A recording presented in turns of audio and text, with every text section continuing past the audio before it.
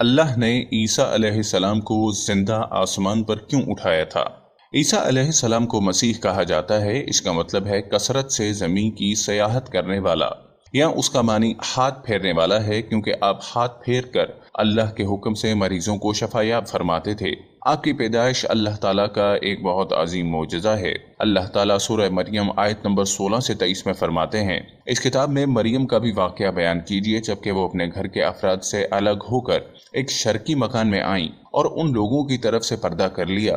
پھر ہم نے اپنی روح کو ان کے پاس بھیجا، پس وہ ان کے سامنے پورا آدمی بن کر ظاہر ہوا۔ یہ کہنے لگیں، تجھ سے رحمان کی پناہ مانگتی ہوں، اگر تو اللہ سے ڈرنے والا ہے۔ اس نے جواب دیا، میں تو اللہ کا بھیجا ہوا قاصد ہوں، تجھے ایک پاکیزہ لڑکا دینے آیا ہوں۔ کہنے لگیں، بھلا میرے ہاں بچہ کیسے ہو سکتا ہے؟ مجھے تو کسی انسان نے ہاتھ تک نہ لگایا اور نہ میں بدکار ہوں۔ اس نے کہا، بات تو یہی ہے، لیکن تیرے پروردگار کا ارشاد ہے کہ وہ مجھ پر بہت ہی آسان ہے، ہم تو اسے لوگوں کے لیے ایک نشانی بنا دیں گے جو اپنی خاص رحمت۔ یہ تو ایک طے شدہ بات ہے۔ پس وہ حمل سے ہو گئیں اور اسی وجہ سے وہ یکسو ہو کر ایک دور کی جگہ چلی گئیں۔ پھر درد زاہ اسے ایک کھجور کے تنے کے نیچے لے آیا اور بے ساختہ زبان سے نکل گیا کہ کاش میں اس سے پہلے ہی مر گئی ہوتی اور لوگوں کی یاد سے بھول بسری ہو جاتی۔ سیدہ مریم بہت عبادت گزار تھیں۔ انہوں نے اپنے اور لوگوں کے درمیان آڑ بنا لی تھی۔ انہیں کھانا بھی پردے کے پیچھے سے پکڑایا جاتا۔ اللہ تعالیٰ کی طرف سے بھی انہیں خاص رزق مل رہا تھا۔ اس حالت میں جبرائیل علیہ السلام ان کے پاس آئے۔ انہوں نے ان کے گریبان میں اللہ کے حکم سے پھونک ماری، اس سے انہیں حمل ٹھہر گیا۔ ولادت کا وقت آیا تو آپ لوگوں سے بہت دور یعنی بیت الحلم چلی گئیں۔ وہاں انہیں درد زا شروع ہوا، تب کہنے لگیں، کاش میں اس سے پہلے مر جاتی۔ اللہ تعالیٰ کی طرف سے ارشاد ہوا، سورہ مریم آیت نمبر 24 سے 28 میں ہے، اتنے میں اسے نیچے سے ہی آواز دی کہ آزردہ خاطر نہ ہو، تیرے رب نے تیرے پاؤں تلے ایک چشمہ جاری کر دیا ہے، اور اس کھجور کے تنے کو اپنی طرف ہلا، یہ تیرے سامنے تر و تازہ پکی کھجوریں گرا دے گا۔ اب چین سے کھا پی اور آنکھیں ٹھنڈی رکھ۔ اگر تجھے کوئی انسان نظر پڑ جائے تو کہہ دینا، میں نے اللہ رحمان کے نام کا روزہ مان لکھا ہے، میں آج کسی شخص سے بات نہ کروں گی۔ اب عیسیٰ کو لیے ہوئے وہ اپنی قوم کے پاس آئیں۔ سب کہنے لگے، مریم تو نے بڑی بری حرکت کی ہے۔ اے ہارون کی بہن، نہ تو تیرا باپ برا آدمی تھا، نہ تیری ماں بدکار عورت تھی۔ ہارون کی بہن مریم، یہاں ہارون سے مراد موسیٰ علیہ السلام کے بھائی ہارون علیہ السلام نہیں، بلکہ مریم علیہ السلام کے ایک بھائی کا نام ہارون تھا۔ قوم کی باتیں سن کر مریم علیہ السلام خاموش رہیں اور بچے کی طرف اشارہ کر دیا کہ اس سے بات کر لو۔ وہ کہنے لگے، بھلا گود کا بچہ کیسے بات کر سکتا ہے؟ سورہ مریم آیت نمبر 29 میں ہے۔ مریم نے اپنے بچے کی طرف اشارہ کیا۔ سب کہنے لگے، لو بھلا ہم گود کے بچے سے کیسے بات کریں؟ اس وقت عظیم معجزہ رونما ہوا۔ سورہ مریم آیت نمبر 30 سے 33 میں ہے، بچہ بول اٹھا، میں اللہ تعالیٰ کا بندہ ہوں، اس نے مجھے کتاب عطا فرمائی اور مجھے اپنا پیغمبر بنایا ہے، اور اس نے مجھے بابرکت کیا ہے جہاں بھی میں ہوں، اور اس نے مجھے نماز اور زکوٰۃ کا حکم دیا ہے جب تک بھی میں زندہ رہوں، اور اس نے مجھے اپنی والدہ کا خدمت گزار بنایا ہے، اور مجھے سرکش اور بدبخت نہیں کیا، اور مجھ پر میری پیدائش کے دن اور میری موت کے دن اور جس دن کے میں دوبارہ زندہ کھڑا کیا جاؤں سلام ہی سلام ہے۔ اللہ تعالیٰ نے عیسیٰ علیہ السلام کی اس گفتگو کے بعد فرمایا، یہ ہے صحیح واقعہ عیسیٰ ابن مریم کا۔ یہی وہ حق بات ہے جس میں لوگ شک و شبہ میں مبتلا ہیں۔ اللہ تعالیٰ کے لیے اولاد کا ہونا لائق نہیں، وہ تو بالکل پاک ذات ہے۔ وہ تو جب کسی کام کے سر انجام دینے کا ارادہ کرتا ہے تو اسے کہہ دیتا ہے کہ ہو جا، وہ اسی وقت ہو جاتا ہے۔ میرا اور تم سب کا پروردگار صرف اللہ ہی ہے، تم سب اسی کی عبادت کرو، یہی سیدھی راہ ہے۔ اس طرح عیسیٰ علیہ السلام کی ولادت بغیر باپ کے ہوئی۔ اس معجزے کے بعد کئی فرقے گمراہ ہوئے اور کہا مریم اللہ تعالیٰ کی بیوی ہے۔ اس بات کی تردید کرتے ہوئے اللہ تعالیٰ سورہ الجن آیت نمبر 3 میں فرماتے ہیں، اور بے شک ہمارے رب کی بڑی بلند شان ہے، نہ کسی کو اپنی بیوی بنایا نہ بیٹا۔ اللہ تعالیٰ سورہ المائدہ آیت نمبر 72 سے 74 میں فرماتے ہیں، بے شک وہ لوگ کافر ہو گئے جن کا قول ہے کہ مسیح ابن مریم ہی اللہ ہے، حالانکہ خود مسیح نے ان سے کہا تھا کہ اے بنی اسرائیل، اللہ ہی کی عبادت کرو جو میرا اور تمہارا سب کا رب ہے۔ یقین مانو کہ جو شخص اللہ کے ساتھ شریک ٹھہراتا ہے، اللہ تعالیٰ نے اس پر جنت حرام کر دی ہے، اس کا ٹھکانہ جہنم ہی ہے، اور گنہگاروں کی مدد کرنے والا کوئی نہ ہوگا۔ وہ لوگ بھی یقیناً کافر ہو گئے جنہوں نے کہا اللہ تین میں سے تیسرا ہے۔ دراصل اللہ تعالیٰ کے سوا کوئی معبود نہیں، اگر یہ لوگ اپنے اس قول سے باز نہ رہے تو ان میں سے جو کفر پر رہیں گے انہیں المناک عذاب ضرور پہنچیں گے۔ یہ لوگ اللہ تعالیٰ کی طرف کیوں نہیں جھکتے اور استغفار کیوں نہیں کرتے؟ اللہ تعالیٰ تو بہت ہی بخشنے والا بڑا مہربان ہے۔ سورہ المائدہ آیت نمبر 75۔ مسیح ابن مریم سوائے پیغمبر ہونے کے اور کچھ بھی نہیں۔ ان سے پہلے بھی بہت سے پیغمبر گزر چکے ہیں۔ ان کی والدہ ایک راست باز عورت تھیں۔ دونوں ماں بیٹا کھانا بھی کھایا کرتے تھے۔ آپ دیکھیے کہ کس طرح ہم ان کے سامنے دلیلیں رکھتے ہیں، پھر غور کیجئے کہ وہ کس طرح پھرے جاتے ہیں۔ اللہ تعالیٰ نے ان آیت نمبر 72 سے 75 میں عیسائیوں کے عقیدے کا رد کیا ہے، کیونکہ وہ مریم اور عیسیٰ علیہ السلام کو بھی اللہ کا حصہ مانتے ہیں۔ سورہ الاخلاص میں بھی ان کے عقیدے ان الفاظ کا رد کیا گیا۔ آپ کہہ دیجئے وہ اللہ ایک ہے، اللہ بے نیاز ہے، نہ اس سے کوئی پیدا ہوا اور نہ وہ کسی سے پیدا ہوا، اور نہ کوئی اس کا ہمسر ہے۔ لوگوں نے جب مریم علیہ السلام پر تہمت لگائی، انہیں بدکار کہا، تب اللہ نے فرمایا، سورہ نساء آیت نمبر 156 میں ہے، اور ان کے کفر کے باعث اور مریم پر بہت بڑا بہتان باندھنے کے باعث ہم نے ان پر لعنت کی۔ اس طرح سورہ آل عمران آیت نمبر 59 میں اللہ تعالیٰ فرماتے ہیں، اللہ کے نزدیک عیسیٰ کی مثال خوبہو آدم کی مثال ہے، جسے مٹی سے پیدا کر کے کہہ دیا کہ ہو جا، پس وہ ہو گیا۔ عیسائیوں کا عیسیٰ اور مریم علیہ السلام کے بارے میں یہ بہت بڑا جھوٹ ہے کہ عیسیٰ علیہ السلام اللہ کے بیٹے اور مریم اللہ کی بیوی ہیں۔ اللہ تعالیٰ سورہ المریم آیت نمبر 88 سے 95 میں فرماتے ہیں، ان کا قول تو یہ ہے کہ اللہ رحمان نے اولاد اختیار کی ہے، یقیناً تم بہت بری اور بھاری چیز لائے ہو۔ قریب ہے کہ اس بہتان کی وجہ سے آسمان پھٹ جائیں اور زمین شق ہو جائے اور پہاڑ ریزہ ریزہ ہو جائیں کہ وہ رحمان کی اولاد ثابت کرنے بیٹھیں۔ رحمان کے لائق نہیں کہ وہ اولاد رکھے۔ آسمانوں اور زمین میں جو کچھ بھی ہے یہ سب اللہ کے غلام بن کر ہی آنے والے ہیں۔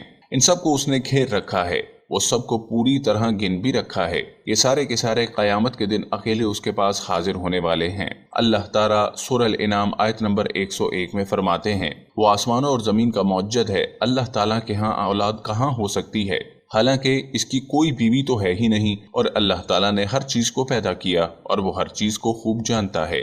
اسی طرح اللہ تعالیٰ سورہ زخرف آیت نمبر 81 میں فرماتے ہیں، آپ کہہ دیجئے اگر بالفرض رحمان کی اولاد ہوتی تو میں سب سے پہلے عبادت کرنے والا ہوتا۔ مطلب یہ کہ تم بغیر کسی دلیل کے ایسی بات کہے جا رہے ہو۔ عیسیٰ علیہ السلام پرورش پاتے رہے، آپ کی پرورش بیت اللحم میں ہوئی، آپ نے بچپن میں ہی کافی علم حاصل کر لیا، کیونکہ آپ کو اور آپ کی والدہ کو اللہ تعالیٰ نے جہان والوں کے لیے اپنی قدرت نشانی ٹھہرایا تھا۔ اللہ تعالیٰ سورہ المومنین آیت نمبر 50 میں فرماتے ہیں، اور ہم نے ابن مریم اور ان کی والدہ کو ایک نشانی بنایا اور ان دونوں کو بلند و صاف قرار والی جگہ اور جالی پانے والی جگہ میں پناہ دی۔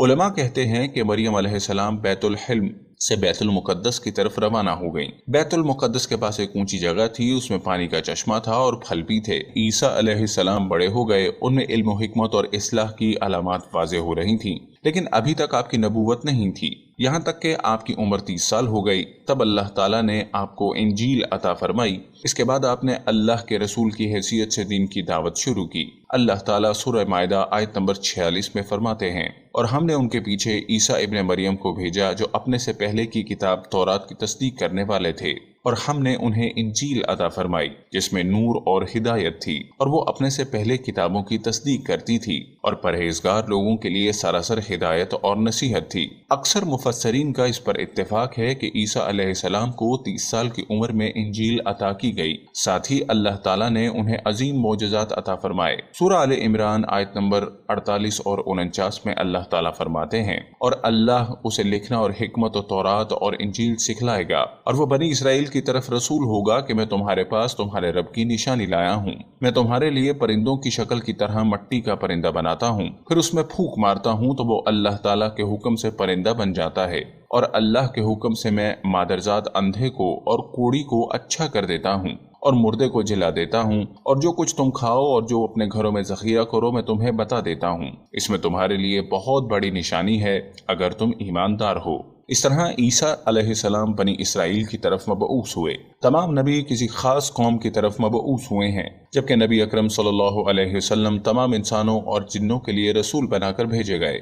یہ آپ کی خصوصیات میں سے ایک امتیازی خصوصیت ہے۔ اللہ تعالیٰ نے عیسیٰ ابن مریم علیہ السلام کو عظیم معجزات عطا فرمائے۔ پیدائشی اندھا بینا ہو جائے، کوڑی کا کوڑ دور ہو جاتا، برس والے کے جسم سے ہاتھ پھیر دیتے تو اس کا برس ختم ہو جاتا، مٹی کے پرندے بنا کر پھونک مارتے تو وہ اڑنے لگتے، لیکن سب سے بڑا معجزہ اللہ تعالیٰ نے آپ کو یہ عطا فرمایا کہ آپ نے اللہ کے حکم سے مردوں کو زندہ کیا۔ سورہ آل عمران آیت نمبر 50-51 میں ہے، اور میں تورات کی تصدیق کرنے والا ہوں، اور جو مجھ سے پہلے ہیں میں اس لیے آیا ہوں کہ تم پر بعض وہ چیزیں حلال کر دوں جو تم پر حرام کر دی گئیں، اور میں تمہارے پاس تمہارے رب کی نشانیاں لایا ہوں، اس لیے تم اللہ سے ڈرو اور میری فرما برداری کرو، یقین مانو کہ میرا اور تمہارا رب اللہ ہی ہے، تم سب اسی کی عبادت کرو، یہی سیدھی راہ ہے۔ لوگوں نے تمام نشانیاں دیکھیں لیکن پھر بھی کفر پر ڈٹے رہے، عیسیٰ علیہ السلام کی تکذیب کرتے رہے۔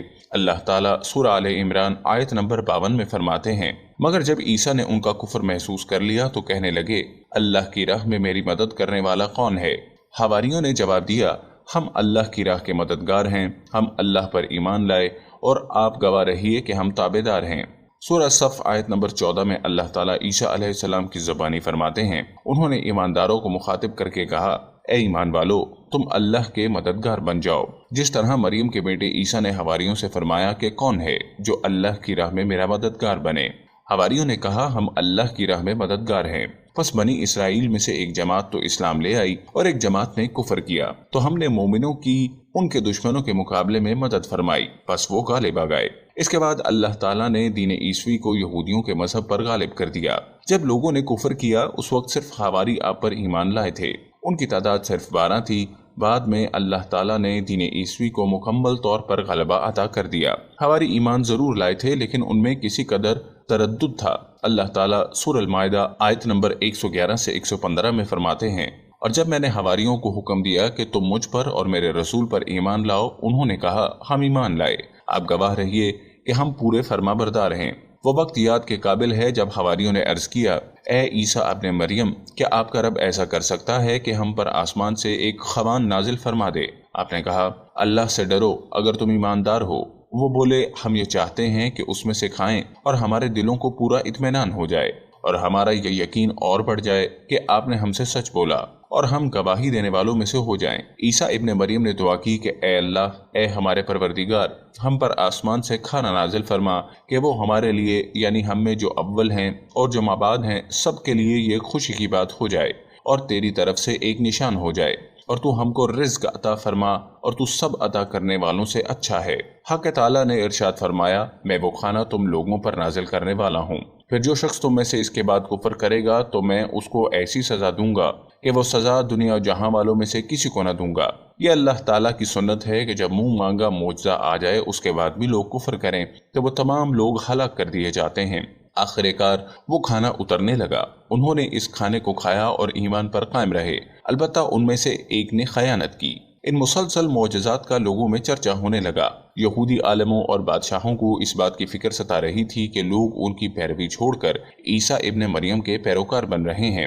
گویا ان کی حکومت ڈگمگا رہی تھی، دنیاوی بادشاہت بھی ہاتھ سے نکل رہی تھی اور دینی امور کی قیادت سے بھی ہاتھ دھونے پڑ رہے تھے۔ یہ صورتحال دیکھ کر یہودی عالم یہودی بادشاہ کے پاس گئے، اسے عیسیٰ علیہ السلام کے بارے میں خوفزدہ کرنے لگے، کہنے لگے، وہ خود کو یہود کا بادشاہ خیال کرتا ہے اور دعویٰ کر رہا ہے کہ جلد تم سے بادشاہت چھین لے گا۔ بادشاہ کو اپنی حکومت کی پڑ گئی، اس نے حکم دیا، اسے سولی پر چڑھا دو۔ اس وقت سزا کا یہی طریقہ تھا، آدمی کو قتل نہیں کرتے تھے، سولی پر چڑھا دیا کرتے تھے، ہاتھوں پیروں میں کیل ٹھوک دیے جاتے تھے، اسی حالت میں لٹکا ہوا وہ ختم ہو جاتا تھا۔ اس طرح یہودیوں نے عیسیٰ علیہ السلام کے قتل کا پروگرام بنایا۔ یہ آپ کے رسول بننے کے 3 سال بعد کی بات ہے۔ انجیل متی کے مطابق یہودیوں نے جس شخص کو عیسیٰ علیہ السلام کے خلاف اپارا تھا وہ روم کا گورنر تھا، اس کا نام اوتس بلاتس تھا۔ اس نے اپنے سپاہیوں کے ساتھ مل کر عیسیٰ علیہ السلام کو گرفتار کرنے کی سازش تیار کی اور عیسیٰ علیہ السلام کے ایک شاگرد یہودا اصغر یوتا کو 30 دینار پر جاسوسی کے لیے تیار کر لیا۔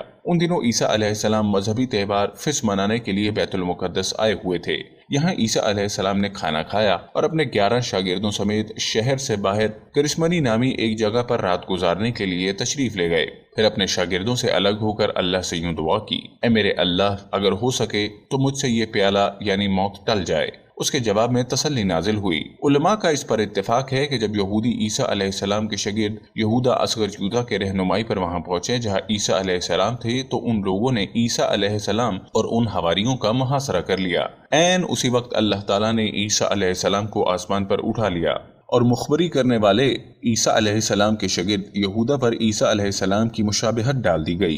चुनांचे हुकूमत के अहलकार, यहूदियों, हत्ता के हवारियों ने भी उसी को ईसा समझ लिया और उसी को ले जाकर फांसी पर चढ़ा दिया, जैसा कि सूरह निसा में अल्लाह ताला फरमाते हैं। और इस वजह से भी हमने उन पर लानत की जब उन्होंने कहा, हमने मसीह इब्ने मरियम जो कि अल्लाह का रसूल है उसे कत्ल किया है। हालांकि ना तो उन्होंने उसे कत्ल किया ना सूली दिया, लेकिन उनको शुबा पड़ गया और जो लोग इसमें इख्तिलाफ कर रहे हैं वो खुद शक में हैं। उन्हें हकीकत हाल का कुछ इल्म नहीं, महज जन के पीछे लगे हुए हैं। और ये यकीनी बात है कि उन्होंने ईसा अलैहिस्सलाम को कत्ल नहीं किया था, बल्कि अल्लाह ने उसे अपनी तरफ उठा लिया था। और अल्लाह बहुत जोर आवर और बहुत हिकमत वाला है। ईसाई और यहूदी इस बात पर मुत्तफिक थे कि ईसा अलैहिस्सलाम को सूली पर चढ़ा दिया गया है, लेकिन उनमें थोड़ा सा इख्तिलाफ था। यहूदी कहते थे कि वो कत्ल हो गए हैं, जबकि ईसाई कहते थे कि वो 3 दिन तक मुर्दा रहने के बाद जिंदा होकर और आसमान पर चले गए हैं। अल्लाह ताला ने इन दोनों गिरोहों की तरदीद करते हुए फरमाया कि ये शक में मुब्तला हैं। दर हकीकत ये लोग ईसा अलैहिस्सलाम को गिरफ्तार न कर सके थे। बहरहाल ईसा अलैहिस्सलाम के आसमान पर उठाए जाने के बाद यहूद गालिब आ गए और दीन ईसवी की इशाअत पर पाबंदी लगा दी। अलबत्ता खुफिया तौर पर लोग इस दीन से आगाही हासिल करते रहे और ये सिलसिला 240 साल तक यूं ही चलता रहा। अगर आपको हमारी वीडियोस पसंद आ रही हैं तो बराए मेहरबानी लाइक बटन को प्रेस करना हरगिज मत भूलिएगा। कमेंट्स के जरिए अपनी कीमती आरा से आगाह कीजिए और इस चैनल को सब्सक्राइब जरूर कीजिए।